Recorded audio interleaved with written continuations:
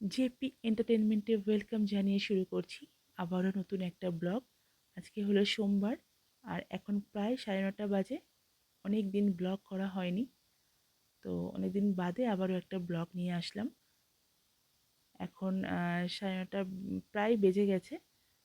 তো ব্রাশ করে নিয়ে আমি এক কাপ গরম গরম চা নিয়ে এই জানলার পাশটাতে দাঁড়িয়েছি, কারণ এখানটায় খুব সুন্দর একটা হালকা রোদ্দুর পড়ছে, যেটা এখন ঘুম থেকে ওঠার পর এটা বেশ ভালো লাগে, হালকা রোদ্দুরটা।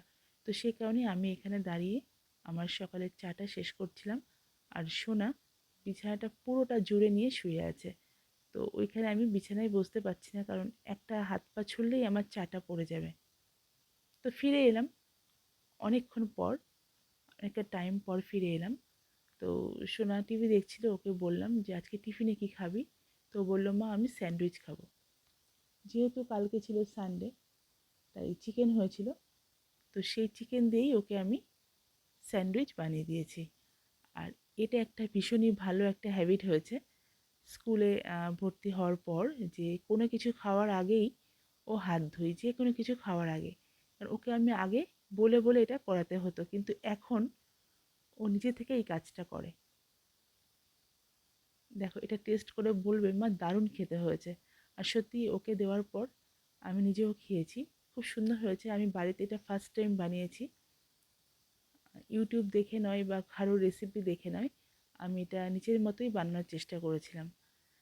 একটু আলু, একটু চিকেন, যেটা মাংস রান্না ছিল সেটাই, একটু পেঁয়াজ, একটু গোলমরিচ গুঁড়ো, আর একটু লবণ, টমেটো সস, এসব দিয়েই মোটামুটি বানিয়ে নিয়েছি। ঘরে যেসব ছিল সেসব দিয়ে, এক্সট্রা করে কিছু আমি কিনেও আনিনি। তো সত্যি খেতে ভালো হয়েছিল।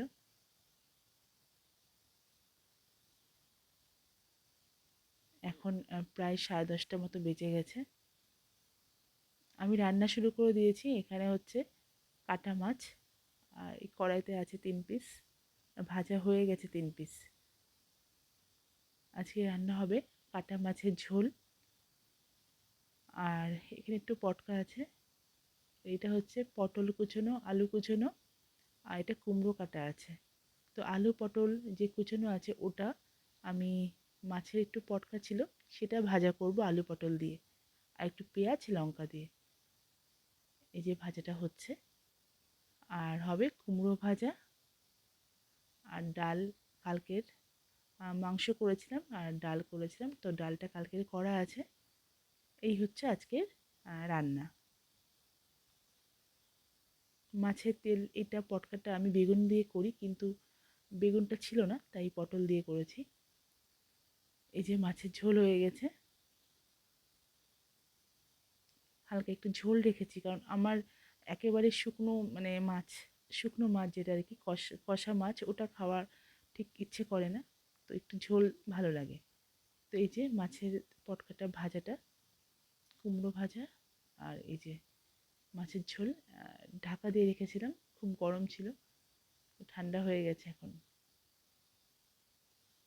ফাইনালি রান্না বান্না সমস্ত হয়ে গেছে। এখন গ্যাসটা পরিষ্কার করে নেব। এই যে গ্যাস পরিষ্কার হয়ে গেছে, মোটামুটি হাঁড়ি কড়াই সব মাজা হয়ে গেছে। এখন আমি ভাতটা বসাবো। এখন প্রায় 1টা বেজে গেছে। আর এদিকে সোনা লেবু নিয়ে এসছে, মৌসম্বি লেবু, এগুলো নিয়ে পুরো আমার কাছে চলে এলো। দেখো লেবুগুলো কেমন দাগ দাগ, সেটাই দেখাচ্ছে আমাকে।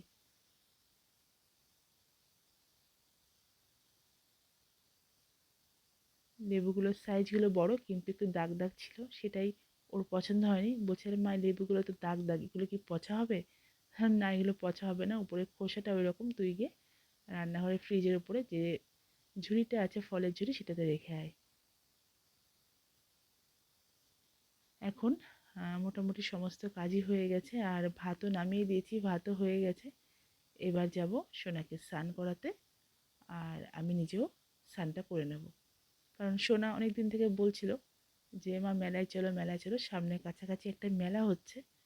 তো সেখানে সব ফ্রেন্ডসরা ওর যাচ্ছে, কিন্তু আমার আর সময় হচ্ছে না ওকে নিয়ে যাওয়ার, তো সে কারণে বায়না করছিল। তো ভাবছি যে আজকে যাব, কারণ কাল পরশুই মেলা শেষ হয়ে যাবে। একদিনও না নিয়ে গেলে ও মনটা খারাপ হয়ে যাবে। সব ফ্রেন্ডসদের যখন গল্প করবে মেলা থেকে এটা কিনেছে ওটা কিনেছে, ও তো বলতে পারবে না, তখন আমার ওপরে রাগ করবে। দেখো এগুলো হচ্ছে জামা কাপড়গুলো শুকোতে দিয়েছিলাম। এটা জাগা হয়নি এই কুর্তিটার, তো এটার জন্য কি আর ছাদে যাবো, তাই চেয়ারে মেলে দিয়েছিলাম। এখানে সোনার দুটো জলের বোতল গরম হচ্ছে, দুপুরে ভাত খাওয়ার সময় লাগবে। তো আমি এখানে একটু চেয়ারে বসে নেব, কারণ জাস্ট এক্ষুনি জামা প্যান্টগুলো তুলে নেব, তুলে নিয়েই যাব সোনাকে স্নান করাতে। দেখো এখানে সে বদমাইশি করছে। তো দুজনেরই আমাদের স্নান হয়ে গেছে আর ভাত খাওয়া হয়ে গেছে। তো এখানে একটা কলা আর কমলা লেবু ছিল, সেটা আমি আর সোনা খাচ্ছিলাম। আর যদিও সোনা কমলা লেবু খায়নি, তুই একটা মুখে দিয়ে বলছে আমি আর খাবো না, টক। তো সেজন্য ও আর খেলো না, আমি প্রায় দুটোই খেয়ে নিলাম আর ও একটা কলা খেয়েছে। এটা খাওয়ার পর মোটামুটি আর শুতে পারবো না, কারণ এখন শুলে আর মেলায় যাওয়াটা হবে না। তো সেই কারণে ভেবেছি আজকে আর শোবো না, সোনাকে আধ ঘন্টা 1 ঘন্টা ঘুম পাড়িয়ে নেব, কারণ ওকে একটু ঘুম পাড়াতেই হবে, না হলে সন্ধ্যেবেলায় উঠে ঘ্যান ঘ্যান করবে। মোটামুটি এখন প্রায় 3:30 মতো বাজে। তো চলো আজকের ব্লগটা এই পর্যন্তই থাকলো। আবার পরের ভিডিওটা দেখা হচ্ছে, যেটা আমরা মেলায় যাব সেই ভিডিওটা। তো সবাই ভালো থেকো, টাটা বাই বাই।